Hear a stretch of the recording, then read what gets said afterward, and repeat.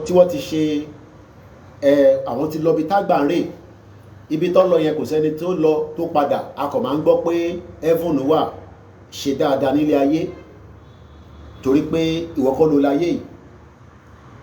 This world will not end. àwọn èèyàn ní ayé máa parẹ́. I don't believe in that. ìwọ tó wà níbẹ̀ ló máa lọ, ayé kankan parẹ́. Don't be fool. kódà bọ́ bá ju nuclear weapon. mo wo movie kan lánàá kí lórúkọ arákùnrin tó ṣe fíìmù yẹn jọ yá wa ẹ̀yin engineer wa Ice Cube ẹni tó bá lọ wo movie yẹn lórí ìkan náà bíi Prime láti wo ni bíi kíní kan ṣá Prime orí Prime ni mo ti wò lánàá, Prime Amazon àbáwọn polówó tí ó wọ̀ sanwó fún mi. ẹ rí pé enemies will always want to attack. So ní ọ̀la yìí ẹ jẹ́ kí gbogbo ẹ̀yin tẹ́ bá ti rí Zoom link yẹn, wọ́n ní ká wá ṣeré níbẹ̀ lọ́la, wọ́n ní ká wá dá owó ni. kódà wọ́n tó wà nílé bó jẹ́ 1,000 naira ló lè dá sínú ẹ̀. It is part of it. ẹ má máa rò pé ẹ̀yin náà lówó lọ́wọ́. nínú èèyàn fún yín ní 5,000 ẹ yọ 500 nínú ẹ̀ pé ẹ̀yin náà máa fi ṣe sádàkà. kò mí pé ta bá ń sọ fáwọn tó wà ní diaspora kọ́mú wá pé ẹ̀yin náà lè fi sílẹ̀. ìyá wa Iron Lady Ìfẹ́ Olúwa, pẹ̀lú pé wọ́n sọ fún mi pé àwọn olówó mọ́tò níjọ́ tí ìṣẹ̀lẹ̀ yẹn ṣẹlẹ̀, wọ́n sì débẹ̀ ní ìjọ́ kejì. èmi ò fún wọn lówó mọ́tò, bọ́ ṣe débẹ̀ àwọn nìkan ló mọ̀. These are part of the sacrifice. mo kí gbogbo ẹ̀yin tí ẹ̀ pẹ́ pé a kú ara fẹ́ra kù. kódà I did an interview with the man on the 19 láàárọ̀ ká tó máa lọ sí Èkìtì lọ sí Oǹdó lọ́dọ̀ Ọmọlúkà àti bàbá wa Ọlọ́wọ̀. But who knows who is going to be the next. ìdí ta ṣe ń sọ pé gbogbo ta gbé dání lẹ́ni ìjọ kan náà máa wà báyìí tọ́mọ máa fà wá náà pa ìtàn tó dáa. This is the reason why tó bá dọ̀la pé kí ẹ̀yin tí ẹ ti rí líǹkì yẹn, ẹ tó bá rí líǹkì yẹn ẹ béèrè fún líǹkì yẹn kẹ́ darapọ̀ mọ́ kí wọ́n lè rí owó tó tó owó. kò sówó ta lè fún fámìlì yẹn àìmọye, but it is just to appreciate the family that baálé wọn put himself in the front line in this movement. àìmọye àwọn tí ó ti lọ bẹ́ẹ̀ náà, but when we have a government, eventually the responsibility will be carried by the Yoruba government, Oduduwa government, whatever name we will decide to call it. But for now, do not mix it up. I am not going to change my stand based on Baba Kitoye. Yoruba nation is an ongoing project. Oduduwa Republic is part of our anthem. Èyí tẹ́ mix it up, iṣẹ́ olóṣèlú ni, wọ́n fẹ́ interfere. So gbogbo ẹni tí ẹ bá fẹ́ dá sí, lóòótọ́ ẹgbẹ́ fẹ́ raise owó fún wọn, but the wives have also given me the account. ìyàwó méjì ni bàbá wa ní, àwọn ìyàwó méjèèjì wọ́n ti send account number wọn sí mi. kíyàn kan má send owó sí mi o. Do not send money of such to my account. màá ná ní. àwọn tó fẹ́ bá wọn gbowó lọ́la wọ́n ti prepare, but ẹ tó bá need account number ìyàwó méjèèjì, because ẹ lè fún kọ̀ọ̀kẹ́ má fún kejì, ẹ lè request, I will send it to you. tẹ bá send síbẹ̀ ẹ lè wá share receipt. I can also give them the receipt accordingly to the wives. So tá bá send sí àti sọ síbẹ̀ the first wife, the second wife, whatever we give might not be able to bring back the soul, but at least kọ́ tẹ̀ feel energy pé ọkọ wọn filé sílẹ̀, báwa náà ṣe filé sílẹ̀, bí Ìgbòho ṣe filé sílẹ̀. ta gbéra láti Ìbàràpá, ta lọ sí Èkìtì, láti Èkìtì a lọ sí Oǹdó, a lọ́jọ́ mẹ́ta lójú títì. bàbá yìí ó wà pẹ̀lú wa.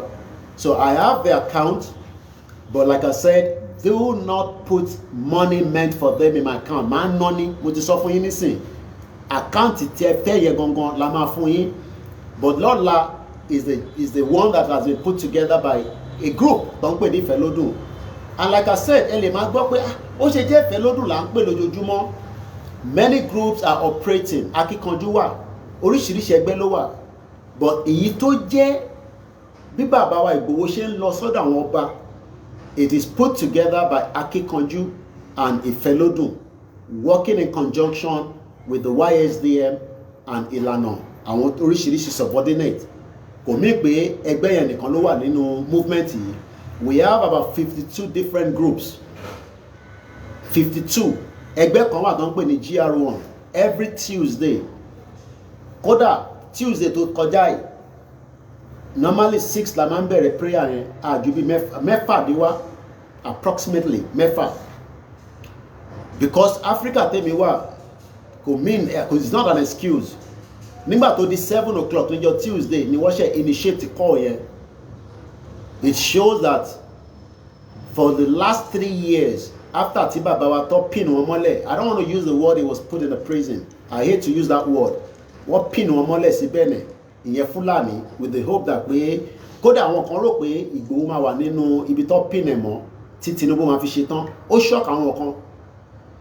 Àwọn kan tí ní wọ́n tí wà comfortable pé Ìgbòho wà níta. Ẹ̀ẹ́dẹ̀gbọ́n tí bàbá wa Ọọ̀ni sọ, Ọọ̀ni òrìṣà kábíyèsí, bàbá ní wanted ò sí lọ́wọ́ wọn mọ́ torí amọ̀bi tí ẹni tó wà nínú àhámọ́ wà, and I'm sure tí bàbá ò bá tẹ̀ fi gbogbo ẹnu sọ, gbogbo alamọ̀bi tí Nnamdi Kanu wà lẹ́nìí after many years, after many court cases, wọ̀dà lò ó sì wà níbi tó fi sí. So Igboho freedom is a paramount that has to happen as quickly as possible, and we pray that the God of the land will give all our kings, our imperial majesties, our royal highness, our royal princess, because nínú palaces kankan aláwọn tó ń bá àwọn ọba náà sọ̀rọ̀ tó já wọn sọ̀ǹgbèsọ̀ǹgbè wọn, they will work diligently and get freedom back for Igboho. He has no reason to be living in Cotonou. It's an option if he wants to live there. He has a house where he can live. But unfortunately, because the circumstances surrounding his case means that Igboho is currently living in exile. Àwọn kan tẹ̀ ti bá mi sọ̀rọ̀ pé kò sígbà tó ní gba freedom yẹn, ẹ bá jẹ́ kó sì jẹ́ kí máa lọ bá wọn bá yẹn kó má jẹ́ nǹkan tí ó máa ṣẹlẹ̀ nísìn. Every time people send messages or call me for some things, màá kàn ní mo ti gbọ́ náà ni, because àwa la mọ̀ pé Igboho need the freedom ẹ̀, and the insecurity in the land. Igboho is needed right now. Àfi ẹni tí kò bá ní làákàyè, àfi ọ̀jẹ̀ ẹni tó bá jẹ́ Fúlàní tó jẹ́ ọ̀tá ìran ọmọ Yorùbá, àwọn ọmọ Odùduwà, whatever you want to call it, I don't give a toss. I don't want to be entangled with èmi ní Ifẹ̀, èmi ní Ọ̀yọ́. Bí ẹ̀gbọ́n mi kan ṣe sọ láàárọ̀ ẹ̀, wọ́n ní ìṣípayá tó wá báwọn ni pé ká túbọ̀ mention ẹ̀ dáadáa lórí ètò, that the country can go into explosion, and this is not the time come our indifferences. But like I said yesterday, and I'm saying it again, it's a privilege. Many people will not ever have that same privilege, because it's not something that you can easily see or meet them in person. I should go find time for one rose lórí TikTok, ẹ tẹ́ wá lórí YouTube, ẹ fún wa ní sticker, ẹ fún wa ní sticker, bó tẹ̀ jẹ́ $2, bó jẹ́ $5, ẹ máa fi ṣírò pé ìwọ náà fi mu coffee. Owó yìí náà la máa lò ní end of the month, because every month náà la máa ń san owó yìí fún wa. Lóòótọ́ àwọn náà máa gba commission. Tẹ́ bá wá dẹ̀ fi san through YouTube, ẹ béèrè account wa. Everybody ló ní account number. Church ẹ lè sọ fún mi pé àwọn church yóò lá account number tẹ́ ń sanwó sí. Ẹ sanwó fáwa náà. Káwa náà lè rí owó fi ṣe so many things tá fẹ́ ṣe. Àbẹ́ ẹ̀ bí church yín kí ló ń fowó ṣe.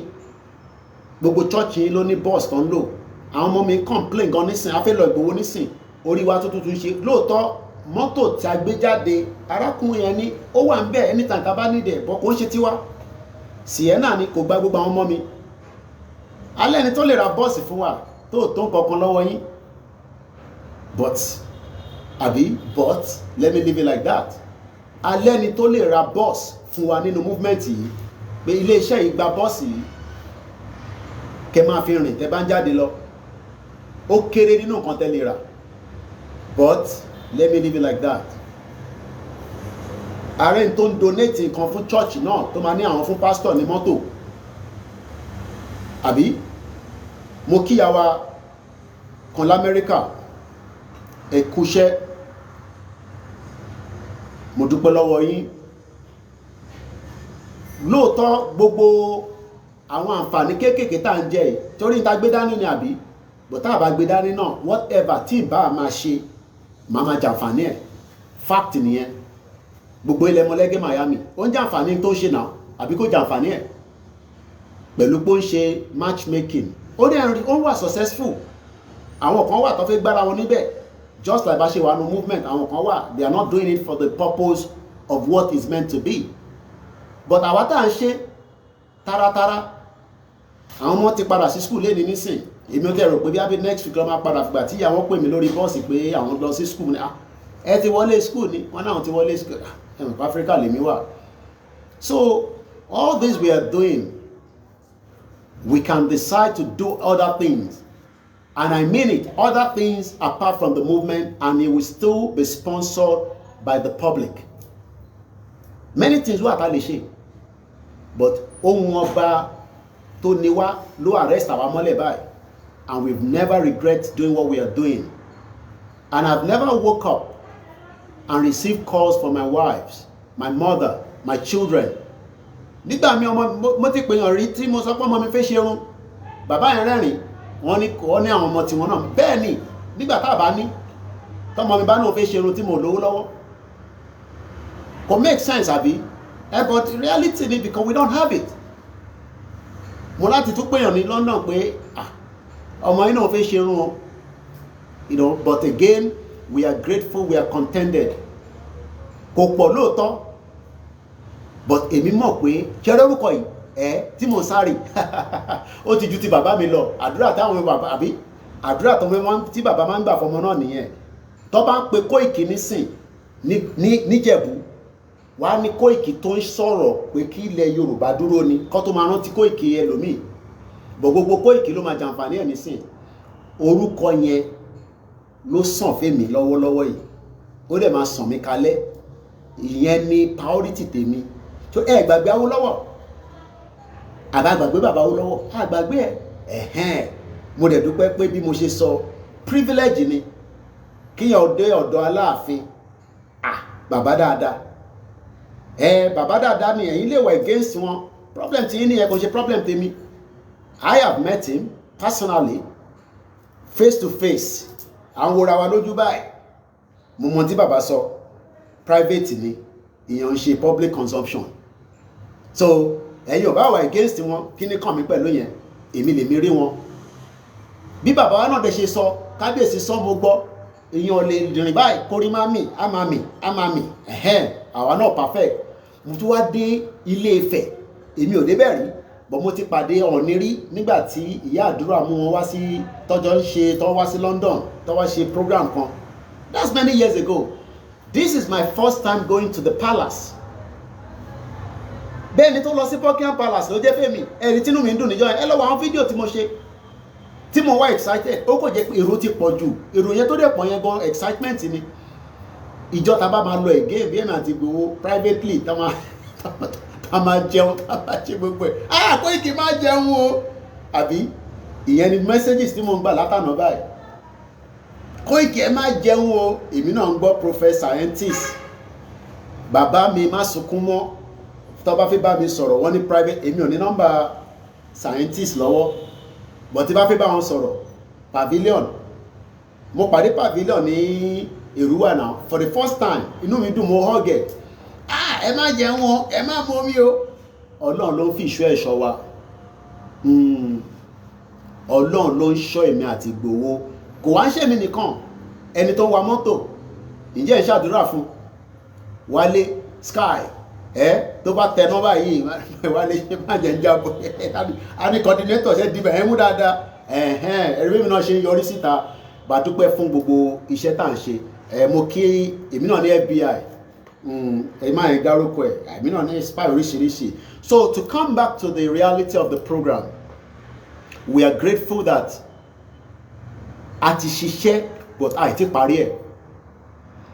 Lákọ̀ọ́kọ́ mo ní olóṣèlú gbogbo ilẹ̀ mọ̀ wọ́n èmi ò mọ̀ wọ́n. I left Nigeria in 1998 kò ń ṣe ìtàn tí máa sọ fún yín mo ti sọ many times. Month mo lọ fi mọ̀ September ni mo travel. Wá calculate September 1998 nígbà wo ni wọ́n ṣe election 1999 ta ló rántí ẹ jẹ́ n lo glasses mi the optician mi ní you sit on the screen you don't use glasses it's not good mo ní nothing is wrong with my eyesight only who say something is wrong with your eyesight use your glasses. Ta ló rántí ìgbà tó ṣe the first election ní 1999 ẹ bá mi sáré fi sí comment section. Mo kí gbogbo ẹ̀yin tẹ́ wà lórí TikTok mo kí yàwá Cole mo kí gbogbo ẹ̀yin grandma mo wá kí màmá tó bí mi mo kí gbogbo ẹ̀yin tí ẹ̀ ń join wa lórí TikTok mo rí pé à ń increase the number à ní dínkù lágbára Ọlọ́run. 1999 was your first election February mo ti wà ní London nígbà yẹn. Now how many months clear mo lọ ní September November January February March April May June July ọdún yìí náà ló máa pé 28 years tí mo ti kúrò ní Nàìjíríà. Ó ti pẹ́ díẹ̀ wọ́n ti bí wọ́n nígbà yẹn àbí yíyẹ̀ wọ́n lọ bí ẹ̀wọ́ tó wá ń bú Koikimedia má máa bú mi mọ́ o ọbí ẹ ní 1999 you are 28 years old so wọ́n rò pé Nàìjíríà máa ṣiṣẹ́ ẹ ṣe gan ni 28 years ago. Mo lọ ní 1998 September October November December January February so 5 months clear. I was already in London before the election so o lè sọ pé mo bá wọn campaign o lè rí mi nínú any politics tẹ́ ń ṣe but the fact remains is that adúpẹ́sà àlàáfíà ni mo wà bàbá mi ọmọọba Bíọ́dún Grace bàbá dáadáa gbogbo àwọn wòlíì yìí àwọn àfáà yìí àwọn dúró lórí pé kílẹ̀ Oòduà bàbá mi Prophet Ògúndélé táwọn bá pè mí láàárọ̀ wá ṣàdúrà wọ́n ti pè mí kọjá láàárọ̀ ẹ̀. Mr. Dare ni I was 21 I'm now 21 years abi okay then I was 21 years in 1999 I left school in 1995 mo fẹ́ kẹ́ máa wo breakdown yẹn. So tó bá tẹ̀ jẹ́ pé irọ́ làwọn wá ń pa fún yín mo rí Governor Sanwó-Olú lórí Blue Train ni we are excited to see those kind of projects but not just in Lagos State ó yẹ kó wà l'Ondo State kí ló dé tí kò sí train l'Ondo State tó ń ṣiṣẹ́ kí ló dé tí kò sí l'Èkìtì why Lagos State.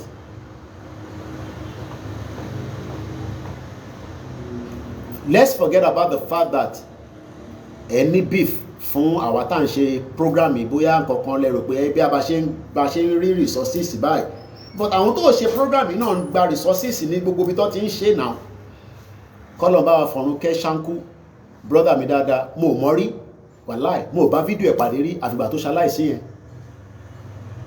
àwọn kan ló ṣoògùn owó báà ni wọ́n ṣe mọ̀ because poverty mentality ti wà láàrin wa. Àwọn èèyàn ọ̀pọ̀ mo náwọn èèyàn àwọn tó make owó lórí YouTube ẹ mọ etí Sàbínú make lórí lójoojúmọ́ ní everyday for the father ó kàn fi ẹ̀kan rẹ́rìn èmi náà máa wò èyí tó ṣe last tí mo wò bẹ́ẹ̀ náà ti wo Sàbínú yẹn tó gbé woman kan sínú mọ́tò tó ní ká ṣe prayer tí yẹn náà wọ́n ṣe prayer ó ní ká ṣe prayer yẹn náà wọ́n ṣe prayer ìyẹn wá tó bá wá pé woman yẹn woman now I am in Abuja and but we are in Port Harcourt woman ní ṣé òun lòun bá sọ̀rọ̀ tó bá tún pé woman now wà ní Lagos State. How many people watch that video of Sabino? Sabino is making us to laugh. Mo kí bàbá mi Miko Adiola, which is great, but is not providing what I am doing. I am liberating ourselves, including myself, and liberate ara wa lile. Tèmi náà máa fẹ́ máa dẹ́rìn pa yín. Mo mọ̀ tí mo lè ṣe. Ẹ̀rẹ́rìn ẹ fẹ́ ṣubú. Mama mix Yoruba, Pella ọmọ kékeré ni, ọmọ Yoruba ni, but Ọlọ́run gbéga látara tó ń ṣe. Èmi fẹ́ jẹ́ kí gbogbo wa kí ìjọba kó jẹ́ tiwa, kó wá make sure pé gbogbo wa wà in a leverage of no retreat no surrender. Kó wọnú store, kó ra sardine, kó máa lọlé. Sardine oríṣiríṣi ló wà tí wọ́n bá dé store. Fáwọn tó ń gbé ní London wọ́n mọ̀ tí mò ń sọ yìí. Alábọ́dé wà, èmi náà máa ń rà á. So in tí mo fẹ́ fàyọ ni pé do not mix talk show tó ń dẹ̀rín payín tó ń fún àwọn èèyàn níyàwó àtàwọn tó ń ṣe fracas. Àwọn tó ń ṣe fracas wà, àwọn kan ń jà àmọ́ nǹkan tó ń dájà wọn sílẹ̀ kọ́nà bá wa parí ẹ̀. We know about all these our sisters, Lizzie àti the other one, Iyabo Ojo. I watched it, I sit down there and I see the amount of traffic. Mama wonder pé ọmọ bíbá yìí gbàgbọ́sí bíbá yìí lágbára o. I am always there. There's different things happening on the social media, but eléyìí táwa gbé dání òun gangan ni ó fi liberate wa. Èyí táwọn ṣe yẹn kò lè liberate wa. It doesn't matter whatever you think, kò lè liberate wa. Eléyìí táwa gbé dání pẹ̀lú Olóyè Ìgbòho, Bàbá Kítóyè àtèmi àtẹ̀yìn, òun gangan ló lè liberate wa. And that is a fact. Èmi ò ní kẹ́ má lọ wo àwọn program yẹn. Yes, it's good tó bá jẹ́ pé nǹkan tó máa fún yín ní kí blood pressure yín wálẹ̀ because pressure wà níta. But the fact remain, ẹ ṣé gan ni sister mi ìyàwó Kẹ́mi Mariam, good afternoon ma. I am always there. Mo kàn ní comment ni, mo wà lábẹ́ Lizzie. Ìyàwó mi máa ń wò mí báyìí gbà mí pé èmi ò support àwọn méjèèjì o, but mo mọ̀ tó ń jà fún mo Kembe Azeez. Gbogbo Miami ọwọ́ ẹ̀ ló wà. But what we are standing on, òun ló ń pè ní liberation. Ká liberate ara wa, ká gbégbé àlàáfíà, ká wà okay. Tọ́lọ́jọ́ bá dẹ̀ dé ká máa lọ. Níta ń béèrè fún nìyẹn. But àwọn kan ti rí wa tán. Wọ́n mọ̀ péjọ ta bá ti liberate gbàrà báyìí. Àwọn máa ní problem. Àwọn wo ni West, the Western world. They are scared of the bá pè ní Yorùbá, bá pè l'Odùduwà. The two names that I mentioned here, we are still under the Federal Republic of Nigeria. Ìyá dẹ̀ ń jẹ wá. Ṣé ìyá Ọjọ́mọ Oòduà, as you want to call yourself, ìyá ń jẹ wá? Ìyá ń jẹ ẹni tó pèrè lọ́mọ Yorùbá. Wọ́n ní sardine is 2,000 naira. Can you imagine? Ó wá jẹ́ kó jẹ́ alábọ́dé náà máa wà tó máa jẹ́ bí abẹ́ oní 300 naira tó dẹ̀ sì máa wà nourish. Ó kàn lè má lẹ́ja púpọ̀ nú ni, ó dẹ̀ lè má lóróró púpọ̀. So when we are out here, mo kí ẹ Jaya ọkùnrin ogun, the voice of the Yoruba, a ní máa pè mí Yorùbá ọmọ Oòduà làwa o. Àwọn dẹ̀ ti doníṣẹ̀ṣe paraku báyìí. Èmi àti ẹ̀ lákọ́kọ́ jáde ní Stratford. À ń bá àwọn ọmọ Yorùbá sọ̀rọ̀ báyìí wọ́n tún tọ́ sí wa lẹ́nu ọ̀dá wa ló. Èmi àti ẹ̀gbọ́n mi Jaya yìí àti gbẹ̀dú tẹ̀rín yẹn ẹ̀gbọ́n mi, àwa mẹ́ta ta ló ń pariwo níwájú Stratford station. How many years ago? Àní léni mo ṣì rí lórí Sahara Reporter. Wọ́n ti pààyàn 4 ní Kwara, wọ́n jíyàn 2 gbé. This is the issue that we have a border that is not working. The fact now is, how much time la fẹ́ jẹ́ kí Nàìjíríà kó continue láti exist? Gbogbo yín fẹ́ Tinubu, àbí? ọmọ olódò ọdẹ, Jagaban. Mo lè ní London, what ti gbogbo window yẹn, what fún, this was some years back, ẹni tó bá lọ wo video yẹn, mo get intelligent pé Tinubu wà around. Mo jókòó bẹ́ẹ̀ tí kò sọ̀kalẹ̀. Tinubu is just one person out of the 60 million plus àwa ìran ọmọ aládé. He has what it takes now to dissolve the union. I don't think he's going to do it. That is my personal opinion. I might be wrong. If he does it, then you know me, I do now. But I don't think Tinubu will ever allow a dissolution straight up. Nemomino, gbogbo restructure. So I'm not interested in all this fake restructure, because a restructure, you will still be part of Nigeria one way or the other. We can dissolve the union, allow all the businesses. Moki Babawa Tunde Akinwumi, Moki Ente Wole lórí TikTok. Your help is just to double tap and share the link and extend it to others. Moki Ente wa lórí YouTube, Facebook. Tony Ages Moki. Would President Bola Ahmed Tinubu have the guts, the tenacity, the capacity, the zeal, the moral understanding that this union now needs a dissolution? Or is he just going to play every one of us and then end up returning power back in 2031 under his leadership? It will be the biggest disaster of mankind. But when it goes into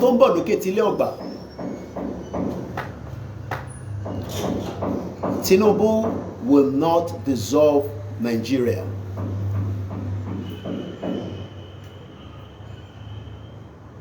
Tinubu will not dissolve Nigeria. I know it's not the kind of message a lot of us want.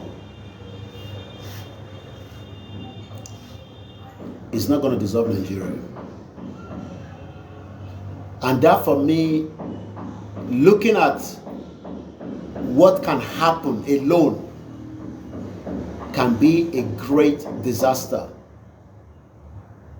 regardless of wherever you feel as Omo Odua. It will be a disaster in the sense that we will suffer a big setback again.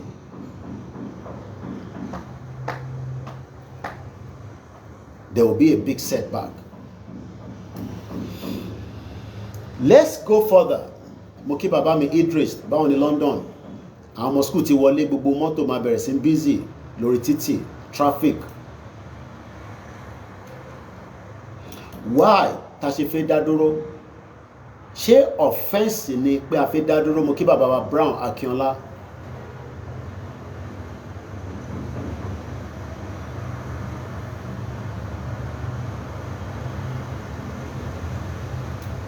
Don't get confused. Ebenezer àti ohun tó jẹ́ Odùduwà nation àti Yorùbá nation ó ṣe wà ní Nàìjíríà, ìyà dẹ̀ ń jẹ gbogbo wa. So stop messing around and saying kì í ṣe Yorùbá nation, Odùduwà nation ni ibi ajẹ́.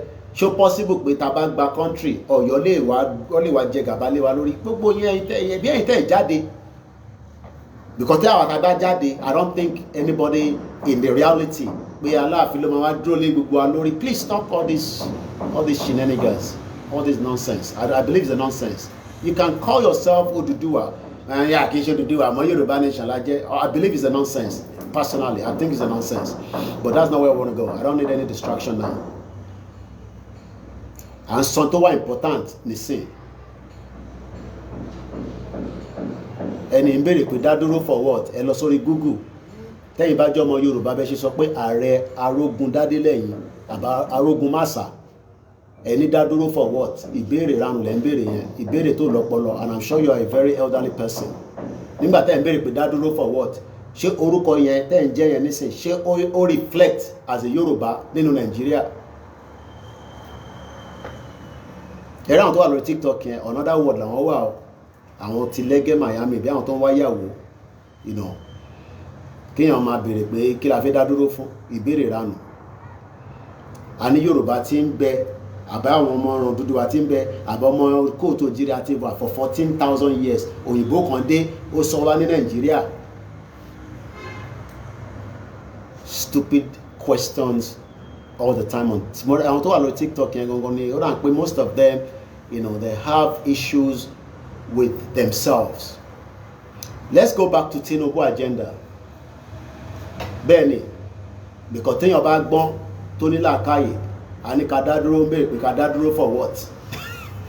Tẹ́lẹ̀ àwọn ilé I'm sure bá jẹ́ pé abroad ló wà tó bá wálé nísìn àwọn ọmọ kéékèèké tó fi bá sùn nǹkan tó lè ṣe labroad. I'm not sorry to say I know them. They want Nigeria to be the way it is. Now àwọn bọ̀dá àdúgbò tó láǹfààní àti lọ lóyìnbó. The fact is that that's the problem when people distract you. I wish sometimes you can turn off the comment section, but you can't, which is the reality of the social media. But we'll just continue. 5 years, Tinubu knew what we were fighting for before he became the president. I have sat with Baba Akintoye many times. It's a privilege. I don't joke with it. Because millions of Baba Akintoye joke no. Only Bobia time factor, Elomio travel one time, many things. Baba Akintoye knows Tinubu very well while he was in the US. Ben dizzy man Eshegoni distraction Sikboju. Lórí TikTok. Àwọn èèyàn máa bá mi dá wọn lóhùn. Eshegoni Emmy boy. Àwọn tó bá ti ń béèrè ìbéèrè ò fẹ́ máa bá mi dá wọn lóhùn.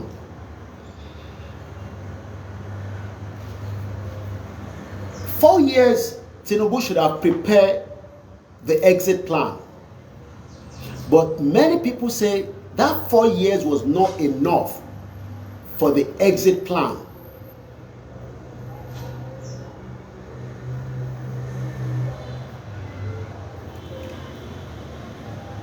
Four years prior before Tinubu became the president. Whether Buhari toku yen original ni or not, let's just accept that he toku original. President Bola Tinubu mo interfere.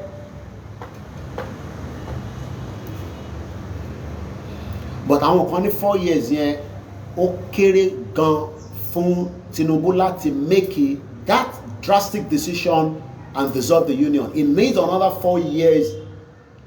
My question now is, what does he want to build on in the next 4 years? That is, if there will be ever going to be another election. I don't think there will be another election in Nigeria.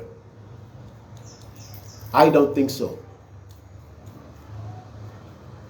I don't think so. Looking at, not from our own perspective, looking at the whole situation of the tension in the country now. Tension tó wà ní Nigeria nísìn ó ju bàtí Buhari tó fi gbàjọba lọ́wọ́ Jonathan lọ. Ẹ ṣé gan ni bàbá Wembley, ẹ ṣé gan ni sir. Àgbáyé àtúbọ̀ kalẹ̀ ẹ ní lọ nísìn fún wa. Bàbá yẹn máa ń farabalẹ̀ tó bá drop audio fún mi bí yàn bá gbọ́. Ẹ má bá Ibo jà, Ibo fi lọ jẹ́ kó máa lọ. Kí gbogbo wa máa bá tiwa lọ, kò mí pa àníjọ ṣe, kò mí pé kò ní sí Igbo traders nílẹ̀ Yorùbá. They will follow exactly nǹkan tí ìjọba wa bá fẹ́. Ẹ ṣé gan ni sir. Mo dẹ̀ kí gbogbo ẹ̀yin àgbàlagbà, mo kí màmá mi náà. Mo wá kí gbogbo ẹ̀yin grandma. Tẹ máa ń pè wá Koiki ẹ má jẹun níta all this advice. You innovate mo kí yín. I don't have any charger and I'm going to run everything dry. And I'm going to go inside. I want to do everything. So katiti. I don't know how far the batteries can go.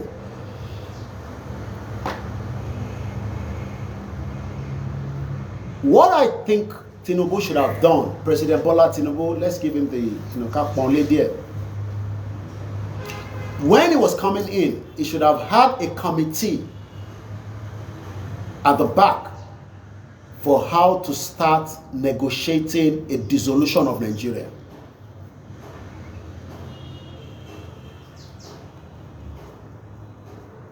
But lágbára àwọn tó nílẹ̀ Yorùbá, Tinubu will be the last president.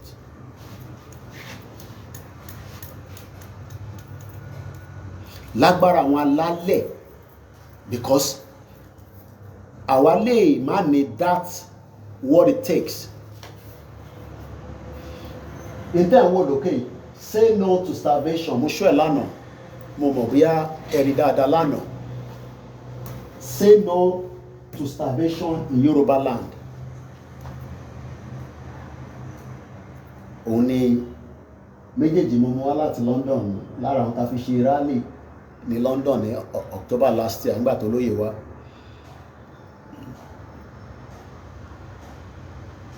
Say no to starvation. Do you know why we're saying no to starvation? It is still the agenda that we have everything, but Britain ò fẹ́ jẹ́ kẹ́ exist. And Tinubu is one of their assets. Ẹ lè ní mo ti wo movie tó pọ̀ jù.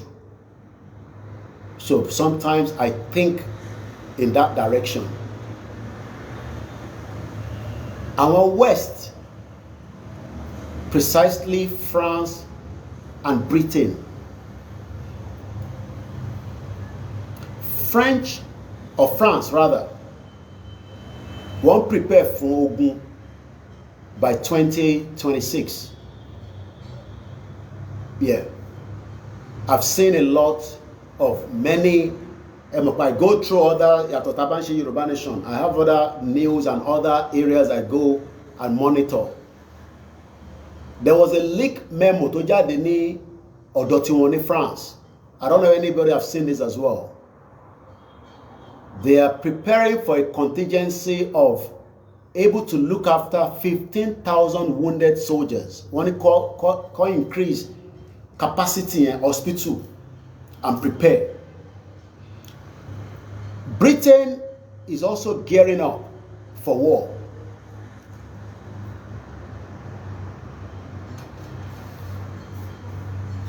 It's a fact. Ìyẹn jáde from the spiritual side, and it's also coming out from a lot of intelligence. I followed the British from those that are, giving this information. Àwọn tó jẹ́ military wọn ni mo sọ nísìnyí o. And then tó bá dẹ̀ ń gbé ní UK can testify on the comment section if I'm lying. These are the two countries. Only má wá ṣẹlẹ̀ ní 2026. But the two countries are preparing for war, and they need Nigeria to still be what it is to back their own war.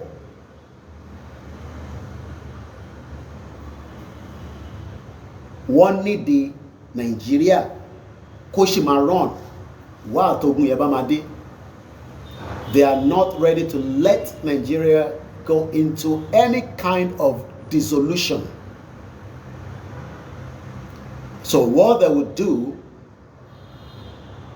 a lè máa sọ pé Tinubu ò rí government UK tó fún ní red carpet, but behind the closed door, gbogbo wọn jọ ń ṣèpàdé directly and indirectly. Tabada sọ pé government UK, I'm talking about King Charles. God bless the king, as we say. Because King Charles, òun ni olórí aládé tọ̀dọ̀ tí wọ́n lọ́hùn tó dẹ̀ sì ní big influence sílẹ̀ káàárọ̀ òjíire tẹ́yìn bára yín jà, because èmi ò bá yàn kankan jà. Wherever you are on which side, you need to understand, mo kí ẹ kẹ́kẹ́ course, that ó pèrè lọ́mọ Odùduwà, ó pèrè lọ́mọ Yorùbá. King Charles has a massive influence in our traditional institution. You can take that to the bank. To borrow gbà, yes. The empire, wọ́n lè ti dissolve lọ́dọ̀ tí yín, wọ́n dissolve lọ́dọ̀ tí wọ́n. So King Charles today has a big influence in our own traditional institution. Now, àwọn wo ló wá control traditional institution Nigeria lẹ́ni? How many people know who controls the traditional institution? Baba mi Idris ni Yorubas don't understand the British own them as they are bearing the name Nigeria. Nigeria tí ẹ̀rọ yẹn World Bank máa yá Tinubu is the latest news. You can go and check it out. $3.5 billion. Ní Tinubu náà tún fẹ́ gbà lọ́wọ́ World Bank again. While you are fighting for pettiness things, they are using Nigeria as a stake in the global world. Why? We have what they need. Tógun bá bẹ́lẹ̀ ní Europe nísìn, wọ́n lè rí access sí Russia bí ti tẹ́lẹ̀ mọ́. The relationship is sour, but they are trying not to let us know that they are still working behind the scene with Russia. Even Donald Trump, ó sì fi bá Russia ṣe.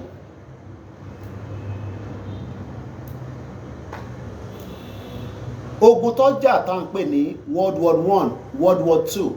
Ṣé wọ́n lo Africa láti fi jàjà yẹn? I don't know, I'm just asking now. Maybe a lè rẹ̀ tó lè help me. A ti gbọ́ ogun World War I rí, World War II. A ti wà ní World War III already. Kò kọ̀ tí dàbí bó ṣe dẹ́tìrí ni. Ṣé Africa wà lára àwọn ibi tí wọ́n ti lọ kọ́ àwọn èèyàn kó lọ bá wọn jà?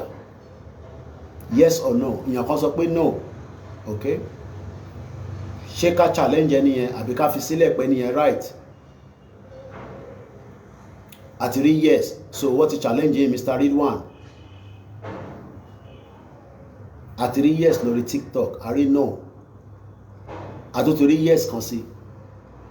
The answer is yes, Mr. Ridwan. Wọ́n lo Africa láti lọ jàjà ogun yẹn. Pàtì bo lọ lò l'Africa láti jàjà yẹn. Ṣé South West wà lára wọn tá ń pè níbi Nigeria lénìí? Nígbà tó ń jà ogun World War I, World War II, wọ́n lo àwọn èèyàn wa láti lọ. Ṣé mọ̀ pé ní time yẹn Britain ló wà in control fully. Mo kí yàwá Comfort Ológunjọ́ lọ́wọ́ àjẹrin pẹ́ ẹ̀pẹ́ fún wa mà. Mo kí bàbá wa Débísí Bòbóyè. Mr. Rilwan ní ká ṣàlàyé fáwọn. Bàbá mi Samson ni they rented people from the East Africa as well. They didn't even have to rent them. The empire was in charge of all these African areas. They were very powerful. In Tobade Solabegi. So we were used to fight their own war. Àwa kọ́ la dájà sílẹ̀, but àwa ni wọ́n lò. Kò ṣàwa nìkan ló lò. Wọ́n lò àwọn Gawkers. I have attended many of their protests in London. Tó bá jẹ́ pé bí tí àwa nìkan nísìnyí mo ṣe realize, I mean not now lẹ́ni, but after we started this movement I realized that the reason why tí àwọn olè lọ máa béèrè fún ẹ̀tọ́ àwọn bàbá wa tó jà fún Britain kó san tax fún wọn, even though wọ́n máa ti kú, but àwọn ọmọ wọn, the Gawkers tó jà fún Britain, àwọn family wọn sì ń jà pé gbogbo ẹ̀tọ́ tó bá ń fún British soldier ló ẹ̀kọ́ máa fún àwọn náà. A lot of people in UK can confirm this. Fẹ́yìn tẹ́ wà nílé tẹ́ mọ̀ bí kan ṣe ń lọ, because kò ń ṣe gbogbo nǹkan bẹ́ẹ̀ lẹ́ máa gbọ́, because news oríṣiríṣi ló wà. But I'm telling you now that the war tó ń jà lọ́wọ́lọ́wọ́ nísìn ní Ukraine pẹ̀lú Russia has cost billions of dollars. America ló fund it. America is funding it in a large scale. America fẹ́ slow down ogun yẹn because it's costing them a lot of money. But ogun mi tó fẹ́ bẹ̀rẹ̀, ẹ ṣé gan ni bàbá mi Idris, wọ́n ní àwọn tí mo ń sọ àwọn Gawkers, they live in Aldershot. Britain is owing them millions of pounds. They were all used and dumped, just like our forefathers were used and dumped and nobody got paid for such. Ìyẹn ẹyọ kan. Mo tẹ̀ tí sọ̀rọ̀ slave trade nísìn kátẹ̀ fi ẹsẹ̀ gbẹ̀. Now, why is it proving difficult to dissolve the union? It's because Britain and France, the meaning of Gorka means Gorka, coming, and Utombo. They are one of the best fighters in the world, our Gorkas. Terrain one year is a very, is one terrain that other than to long distance any Kenya, breeding kini one Oyato, City West. That's why they can run long distance without getting tired, because air can't breed ni Nigeria, nílẹ̀ Yorùbá, Oyato si air can breed ni East Africa, gbogbo beyen, Begoni, and all those areas. When we are saying that we want to leave Nigeria, they thought that maybe we were just joking until the momentum started building up. And the energy was like something took us out and we started shouting, screaming. Everybody was like, Anwolele. Britain went back to their drawing table. That's what I believe they did. They went back to the drawing table and started asking themselves questions. So possible can allow people to go listen. Britain will benefit from us about exit Nigeria. They will still benefit from us, but we are too intelligent for them to accept the kind of benefit here. Because in term benefit ni say is different from in term benefit.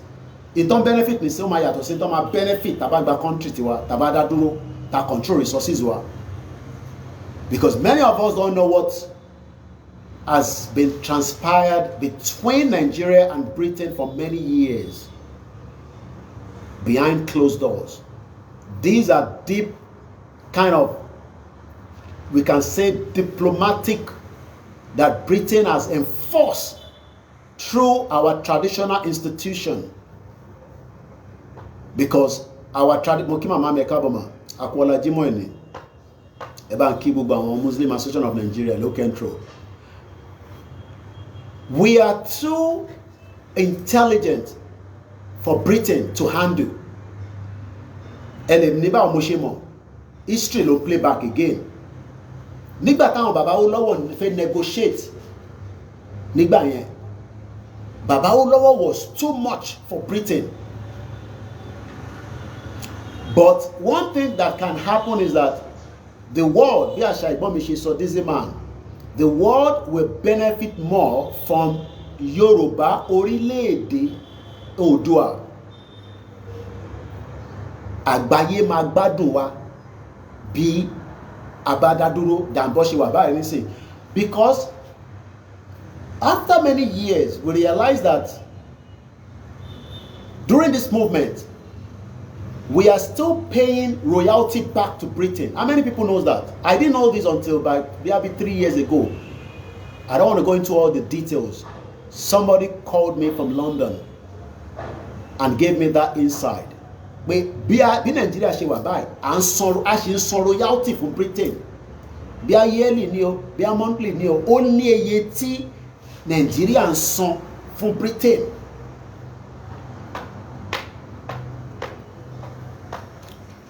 Ara fẹ́ pín kò ń sọ̀rọ̀ ẹnu, kò ń sọ̀rọ̀ orí àwọn ọ̀rọ̀ tó deep gan tó ní ṣe pẹ̀lú a lot of things that can happen.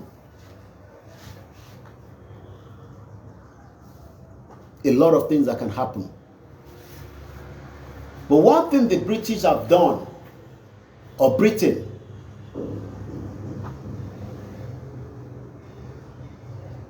is that they have been able to manipulate everything within that territory. What to manipulate everything?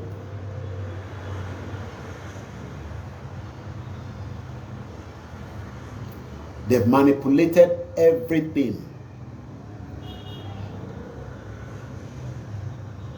And all these things is playing out gradually. I did a program many months back, if not a year ago or two, explaining how Shell, láti Royal Niger, they were changing the names. The British Petroleum, BP, TTD, àwọn tó wà in charge of the petroleum today. Every single one of them is, the person behind it is still Britain. But indirectly, what we are saying, akọ̀rọ̀pá Dangote. You are saying Dangote, but the person behind it is Britain.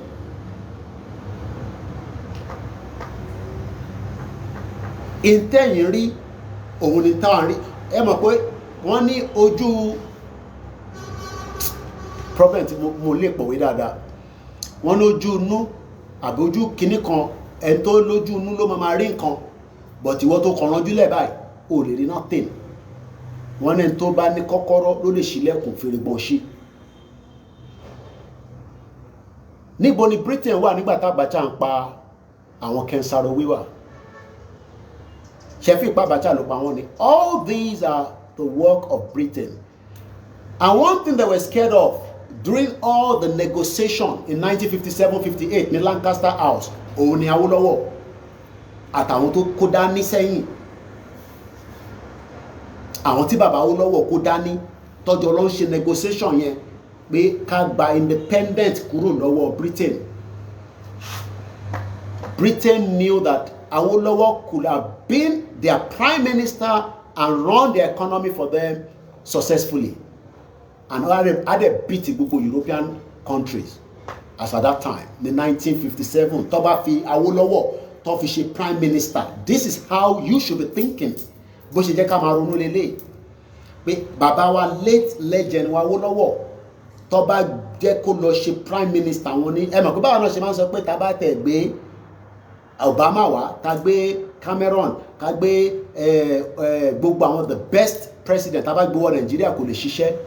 But the in reverse of that is tá bá mú bàbá Awólọ́wọ̀ tá bá ní kó lọ ṣe prime minister UK ní 1957, UK will be going boom like that. That is how deep. Èèyàn kan wà lórí platform tó wò mí nísìn with evidence. Wọ́n gba patent kan lọ́wọ́ ẹ̀ ní UK tó design. Bá ṣe ń sọ̀rọ̀ báyìí ọ̀rọ̀ yẹn wà ní court. Ọmọ Yorùbá ni wọ́n wà lórí platform tí a fi ń wò mí báyìí, mo ní sọ which of the platform. He designed something while he was in the university. But you can claim it lọ́wọ́lọ́wọ́ ní sí báwọn làwọn ní. Kéèsì yẹn wà ní court tó ń fa burúkú báyìí. But ṣẹ́ni tó jẹun kánú tó ṣe ń sọ̀rọ̀ àníná, mo wà lórí Ìjẹ̀bú parapọ̀ láàárọ̀ yìí, brother mi Ọláṣẹ́hù ó ní káwọn ará ilé má bínú pé òun ò rí iná charge fóònù. Stage tí wọ́n fà wá sí nìyẹn. Kò ń ṣe leadership problem. This can be resolved tó bá jẹ́ pé indigenous ló ń control ilẹ̀ ló dẹ̀ lè make decision. But wọ́n ò fẹ́ jẹ́ kẹ́ control. They don't want you to be a decision maker. Britain ò fẹ́ jẹ́ ká jẹ́ decision maker. Ká wà lórí table níbi tí àwọn àwùjọ èèyàn bá ń sọ̀rọ̀. And that is why a lot of us, not people like us, you have lost your confidence. Ẹ má bínú the reflection ibi ṣe jókòó, but I'm sure what matters is my voice. They purposely made us to run in this path. Àwọn tó dẹ̀ kó gbà wá sílẹ̀, tó ẹ̀ kó stand against wọn, tó bá dìde, we want to pull them down. Mo ń ká lórí LinkedIn. Èèyàn mélòó ló mọ LinkedIn? Because a lot of people sit on the TikTok. I don't know whether you know LinkedIn. LinkedIn is more like a work. Òun yàtọ̀ sáwọn other social media. I hope I'm right to say that. It's more like business entrepreneurship and all that, you know, kind of the platform. Mo kí bàbá mi Òkè Káyọ̀dé, mo kí Mr. Lanre Lamina. Mo wá ń ka ọmọ Fẹlá kò ṣe wọn ṣe Fẹ́mi ni. Ó ní write up kan tó kọ mo wá ń kà.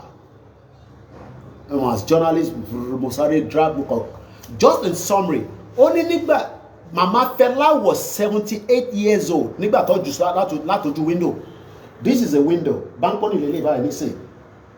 Wọ́n wá ju ìyá 78 years old. Wọ́n jù síta. Unknown soldier. Mo kí Mr. Jimoh. Mo kí gbogbo ẹni tẹ́ ń kí wa Akọ́lá Jimoh. Mo dẹ̀ fẹ́ kí program yìí kó ju 2 hours lọ, so I have about 26 minutes. So that màá lè ní strength tọ́lọ̀ bá gbà àtúpadà wá ní alẹ́. Mo wá kà débi pé ó ní nígbà tí wọ́n wá tó wá àtàkì ìyẹ́ yẹn, ó ní even a doctor refused to treat people. Àwọn tó wà wounded tó shoot bí a tó, you know. And one thing he said that touched me, I don't know how to, I mean òun ló sọ, so definitely àwọn ló mọ in tó ṣẹlẹ̀ sí wọn nígbà yẹn. Ó ní àwọn aráàlú òdìdé. I'm reading this for the first time. Àárọ̀ ni mo kà lórí LinkedIn. Ó ní àwọn aráàlú kind of were push. Wọ́n rò pé ṣé kò ń ṣe the same thing tó ṣẹlẹ̀ náà nìyẹn nígbà tó fi wá pọ̀ lóyè sílé. Because the expectation was that the hope everybody will rise up and do what is needed in 2021. But ṣe ní 2021 ìjọ yẹn kọ́ lọ bám bígbà tó yẹ pé wọ́n sẹ́ndì bí atẹ́gùn kan síta kókọ̀ gbogbo amọ́lẹ̀, you know, bí àkọ́kọ́ dẹ̀ even up to today people are still against Igboho. Ẹnu ẹ̀rọ ti lè sọ̀rọ̀ jù Koiki sọ fún Igboho. I get a lot of your messages. Ẹ̀rọ ti lè sọ̀rọ̀ jù, ó ti lè ṣe kíní kan jù. Just like myself. It shows that we are not using enough our confidence, because Britain, Arasheti Britain ṣe nìyẹn, to destroy our confidence. Because the moment we are able to rise together with all one force and energy, ilẹ̀ takuku fẹ́ claim kò ń ṣe ilẹ̀ Britain, kò dẹ̀ ń ṣe ilẹ̀ Fulani.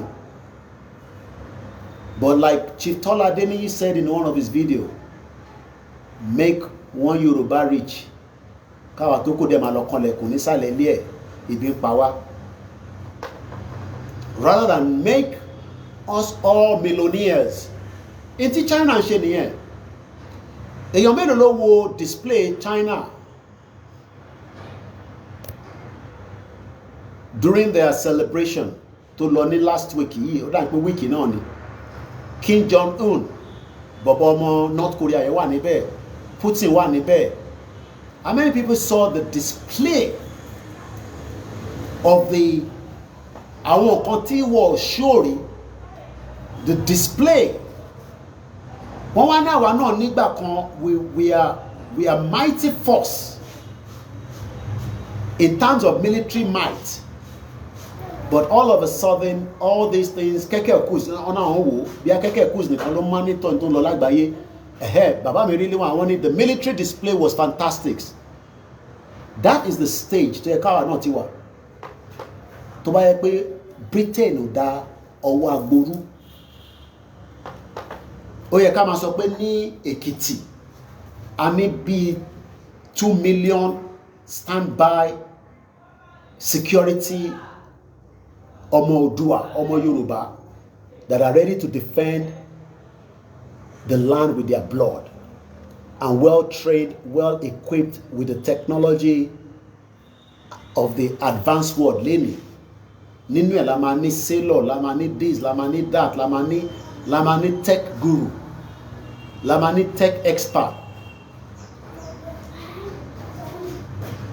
unseen hardware. Ẹ ṣe àwọn tó kàwé ní ẹ mọ̀ pé mi ò kàwé. Unseen hardware.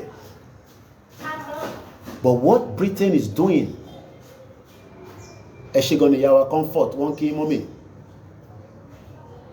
Britain doesn't want us to rise. Not rise to be against the world, but rise up to save the planet. That is something that we need to stand on. VVV, mo tẹ̀rẹ́ ní yẹrí lórí platform wa rí, wọ́n ní Britain hate confidence. Àwọn ìyá wa tó ń ṣiṣẹ́ tó jọmọ Yorùbá ní UK, ní any part of UK, àwa la sì ní confidence ju gbogbo ẹ̀yà lọ. Tí bá parọ́ ẹjọ́, na will you be the eighth plenty? Na will you be the eighth plenty? Mo rẹ́ ní rí kó comment àti ẹ̀bá pàdé rí VVV yìí bí ó change orúkọ dẹni.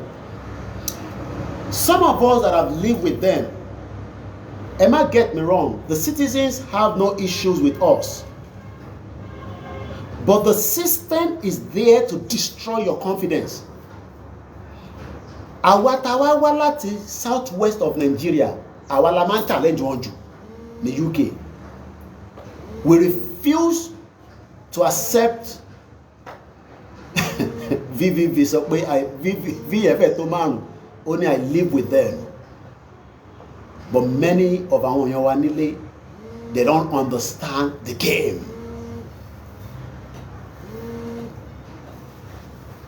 I am not talking about the football game now. I'm talking about the reason why you as a human,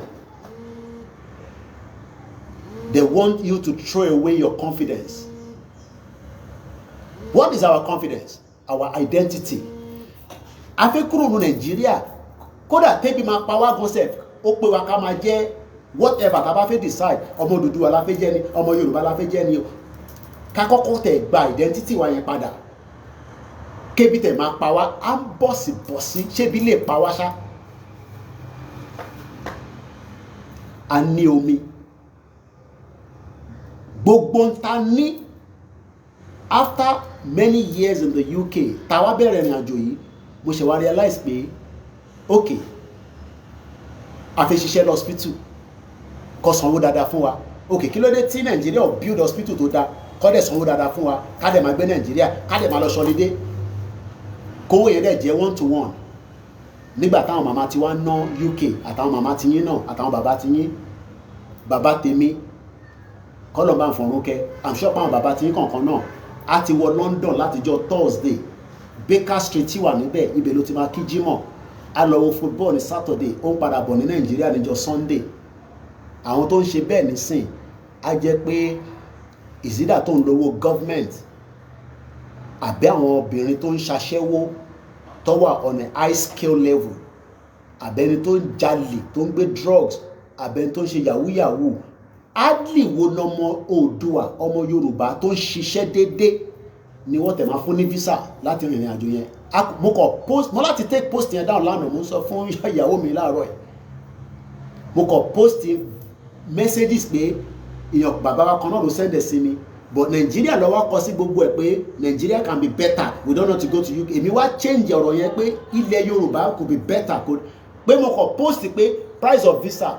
Tẹ bá rí àwọn tó send the message sí mi, ẹ rí pé mo sáré jáde padà tí mo post pé I don't do visa. Kọ̀sẹ́ lèmi lérò pé àbí Koiki náà ti di visa agent ní ṣe bí Yorùbá. Yes, tí bá fẹ́ di visa agent, I have the right. Stop me. Yorùbá nation will stop me kí n má run business. Kò stop me kí n má ṣe anything. Kò stop me because it is my own personal life. Èmi mo gbé life mi síwájú yín pé a fẹ́ ṣe Yorùbá nation. So stop me pé kí n má ṣe nǹkan mi. But what I'm saying is that whatever job tá à ń ṣe lọ́wọ́lọ́wọ́ ní UK lẹ́ni, l'Amẹ́ríkà, ní Canada, ta ló sọ fún yín pé a lè ṣe the same setup? Mo kẹ́ntẹ́ kí mi lórí TikTok. Èdè ò ń ṣọ̀rọ̀ fact lélẹ̀. They know who we are. How do you now think that our atakọ̀ jẹ́ small numbers, not a big number, àpọ̀ náà ní UK, our atajẹ́ Nigerians, táwa wá láti southwest, and challenge wọn nínú UK? One of the challenges could be anything from being a councillor up to being a mayor. ẹ̀gbọ́n mi brother mi dáadáa Sunny Lambe ọmọ Yorùbá àtàtà olórúkọ bàbá wa Sunday làwọn náà is the current mayor of Sodok. Do you know what it takes to put yourself in that line? Pé ìwọ náà máa di mayor, ìwọ náà fẹ́ di councillor. Even though we are still a small numbers, tabanika wo àwọn Pakistan àti India, àwọn yẹn ti infiltrate system yẹn jọ wá lọ. But reason táwa ò ṣe infiltrate system yẹn ni pé àwa ń ronú sí ilé majority wa, because we believe that at some point wọ́n ní ilé lábọ̀ sinmi oko. Ó yẹ kí irú àwa kan ti ra lé outright sí UK. But we were investing all our resources and our energy, which is right, because orílẹ̀ wa la invested sí, but kò sí under control wa.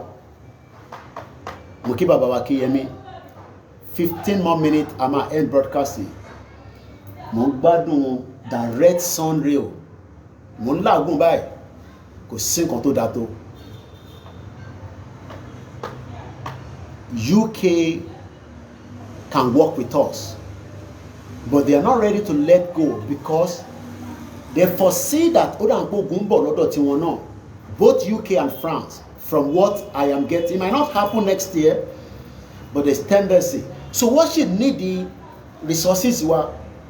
Somebody was asking earlier, báwo ni a ṣe ń san royalty padà fún UK? Pé báwo la ṣe ń san royalty? Pé ní 2025 Koiki ó sure bá ṣe ń san. Kí ló ń pè ní royalty? À ń san ìṣàkọọ́lẹ̀ fún UK. Who controls your port? Port, Apapa port. Ta gbogbo wa máa ń sọ yẹn Apapa tó wà lẹ́kọ̀ọ́ yẹn. Ta ló ń control? How many people know who controls it? Do you believe that Nigeria controls it? About phone yẹn tí torí weather yẹn. So I'm gonna end it. Just 15 minutes. Your port is not controlled by the government. And kini port, Omiwa. So there is an imminent pressure to keep the southwest, to sustain the north and the southeast. Ṣé mọ̀ pé ilé wọn ní southeast? Ṣé mọ̀ pé red clay ni? How many of you have seen their land? Their land is not fertile like our own. That is why làwọn southeast wants to buy as many land in our own land and build their own empire. And if we are not careful, it will bring a lot of problems. Kò mí pé a fẹ́ investors, but our land is our own natural resources. Mo fẹ́ bèèrè lẹ́yìn tẹ́tẹ́ nílé tọ́lọ̀ ń bá wa kẹ́dàdà ní abroad ní London ní outside London ẹ̀yin gbọ́n mi ẹ̀yin yá wa. Ilé tẹ́ra yẹn sí UK ṣé ẹ̀yin lẹ́ni ilẹ̀ yẹn náà pẹ̀lú ilé tẹ́ra yẹn ká tó máa lọ fáwa tá ìṣíra lé kọ́lọ̀ ń jẹ́ káwa náà lè rà. Ṣé ilẹ̀ ní ilẹ̀ yẹn ilẹ̀ tẹ́ra? I'm not talking about ẹni tó ra flats, I'm talking about ẹni tó ra house. Ilẹ̀ tí ẹra lé sí yẹn sà tẹ́ra sí mà ṣé ilẹ̀ ní ilẹ̀ yẹn ká tó máa lọ? Mo need answer quickly. Henry Perkin says, and I quote, "Your port is being controlled by Britain." Fẹ́yìntẹ́ ẹ̀bámọ̀. Bàbá mi Idris dá wa lóhùn bí àwọn láǹfààní àti ralé wọ́n ní no, the royal family owns it. Bàbá mi Brown Akínọláwọ́ confirm ẹ̀. Ṣé ká tó ríyàn kan sí? Òkè Káyọ̀dé ní the port built with our own money, then something is wrong with us. Yes, a lot has been wrong with us since 1914. Mo ní èèyàn kan sí kó bá mi confirm ẹ̀ àti ríyàn méjì. Ṣé ilé tẹ̀ ń rà? Ìyá wa Comfort Ológunjà wọ́n ní no, you don't own the land. Why then have we decided to offset? No, ẹ̀ṣẹ́ offset náà la máa pè é.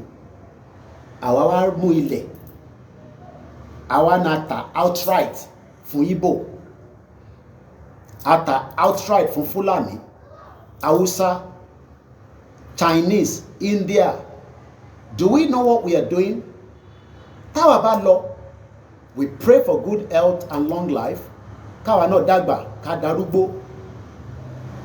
are living a problem that will never be resolved. Country láti lè bẹ̀rẹ̀ sí jẹ́ káwọn expert tó mọ̀ nípa land issue mo kí ìyàwó Pastor Mo bàbá mi Ọláníyì Ọlátúnjí ní even after paying all your mortgage the house still is not yours permanently.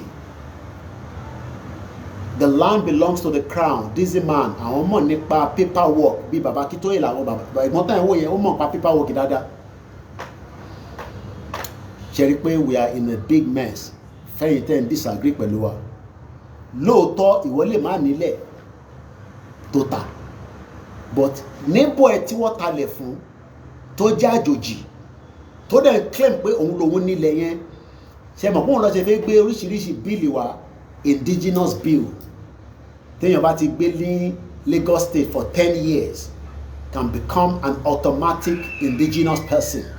Láti bo síbo báwo lọ máa Hausa ṣe máa wá tó máa di indigenous mọ́ wa lọ́wọ́ mo náà wọ̀ bímọ púpọ̀ mọ́ because of pressure. Hardly ní ilẹ̀ taba I don't know the statistics but taba ní ká wo bí rate ṣe ń bímọ nísìn ó ń drop down ní kò increase while the north continue to increase in the numbers pẹ̀lú àwọn ẹ̀yà tó kù. Ọlọ́run ní ká bí sí ká rẹ̀ sí ká pọ̀ sí pọ̀ sí o we are declining. The fact remains is that this is not a movement that is a joke. Mo ti sọ láti beginning a lè wà lọ́dọ̀ Ìyábọ̀ Òjó Lizzy Anjorin ká máa wo tán ṣe ó yàtọ̀ sí bíbá a lè lọ wo Pella a ní right kódà ẹni tó bá ń fẹ́ girlfriend àbí ìyàwó o lè lọ sọ́dọ̀ brother mi I don't have an issue with him. Mo dárúkọ ẹ̀ lẹ́ǹkan orúkọ ìsápá mi lórí again.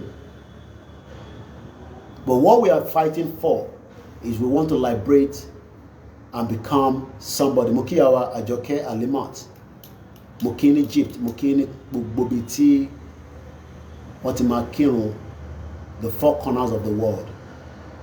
Ẹ má ká wá stupid and get carried away with the politicians.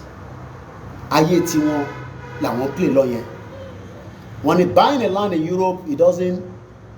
You aren't really the owner. Àwọn tó wà ní Belgium ló tún fún mi ní information yẹn. Àwọn ògbé ní London. The idea that a core is situated in Lagos is no man's land. Ẹgbọ́ tí Bala bọ̀bọ̀ tó ń bá Tinubu ṣiṣẹ́ yẹn tó sọ pé Lagos is no man's land. Ó tún sọ again. We have what it takes to support all the southwest under a Yoruba government. Tí kò ní jẹ́ pé Lagos nìkan ni gbogbo a fi lọ gbé la fi lọ ṣe la fi lọ máa ṣe òwò la fi máa tajà. Yes, it will always be like a hub, but we can create many hubs across all the networks in Yoruba land or Odua land or whatever we decide to call it. As I leave us to kickstart the Friday around the world, it is your responsibility, it is my responsibility. We need to complete this mission and it needs to be done as quickly as possible. How do we do it? Encourage others, support each other, rather than dragging ourselves and pull ourselves down.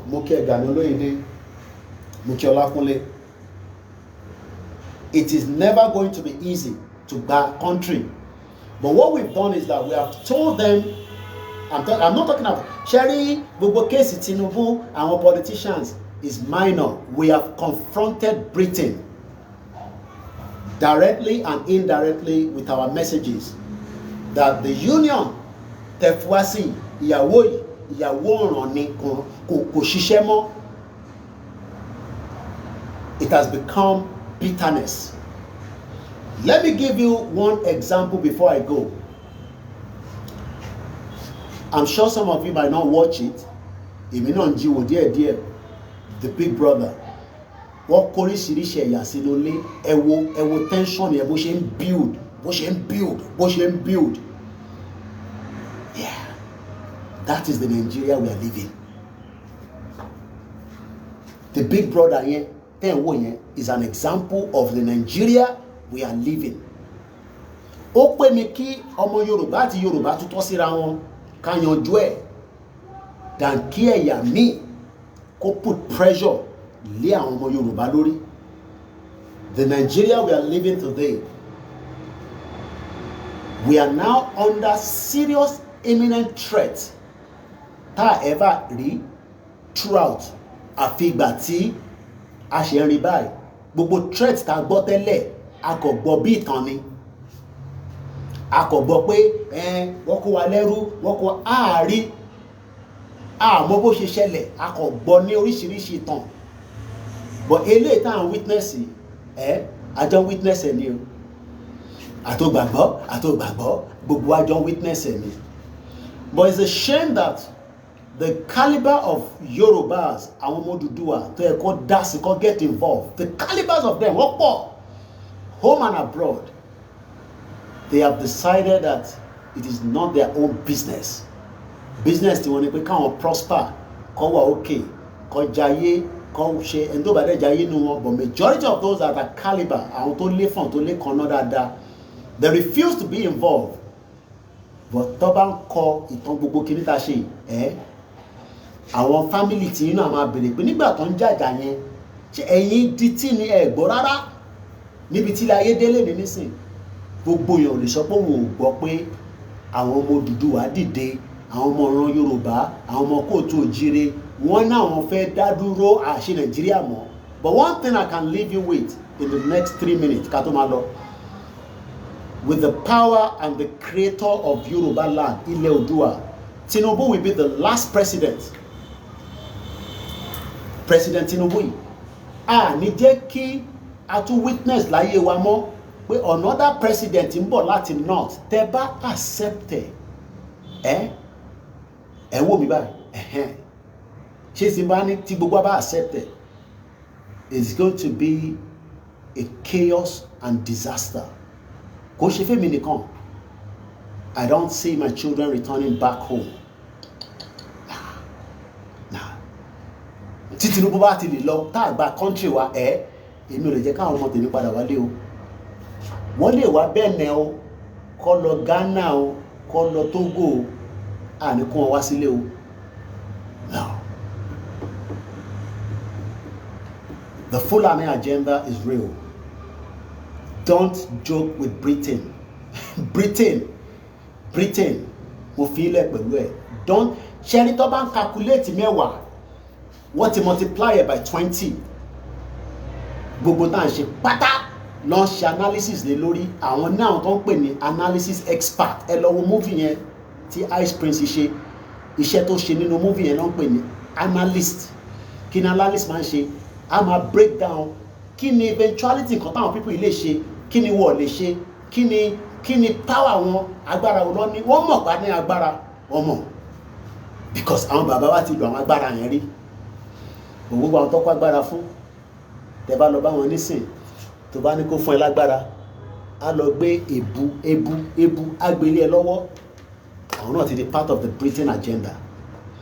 Gbogbo wọn pátá yàtọ̀ sáwọn bí a few lọ sí wa honest because tó bá jẹ́ pé a ní agbára nílẹ̀ Yorùbá tá a ṣe ń sọ àtọmọ Odùduwà àtọmọ Yorùbá kò jẹ́ kí Fúlàní tẹ̀ ní access láti wọlé débi pé wọ́n ń pa ọba, wọ́n ń wọlé jí ọmọ Oòduà, wọ́n ń jí wa gbé, wọ́n ń ṣe jàǹbá lé wa lórí. Those powers are there, but it has been compromised and they are using the media, which is the final part. Oku 3 minutes, mo wá go yẹn, ìkan sọ pé 1 minute, eléyìí ní 3 minutes. Media ni wọ́n ń lò láti make sure pé mind wa is moving away from the reality of having a country. Níjọ́ tí media tàwa náà, wọ́n ṣe media ilé ni mo sọ, gbogbo àwa tá à ń ṣe campaign fún movement, níjọ́ tá a bá ń realize pé àwa tá à ń sọ̀rọ̀ tá a jẹ́ kí oríṣiríṣi diversion, they will understand the game because media kan ò lè dá ṣe, the unity of the media. But níbi tí media bá ti fẹ́ lọ tó lọ, tẹ́ bá lọ wo agronomy àwọn programs tá a bá ń ṣe á sọ fún wa pé statistics ilé ó lọ báyìí nígbà mi á drop down. That is what the work of the media. Tá a bá dẹ̀ sọ pé media, none of the Western media would ever support you to become a full independent country. But into my first one, tí wọ́n máa fi change the narrative yẹn, ọ̀wé mi àti yín ló kù sí. Enjoy the rest of the day, and by the power of the gods of Yoruba land, we will get our destination, but it will mean that we need not to divert and lose focus. Leave the kings alone. Let them continue to say, Aja Abaja. Let us focus on why Britain does not want you to be free. When you know that, you will then eventually know who your enemies are. Enemy yo kin shalafi, kon shelefe. Your enemy is Britain.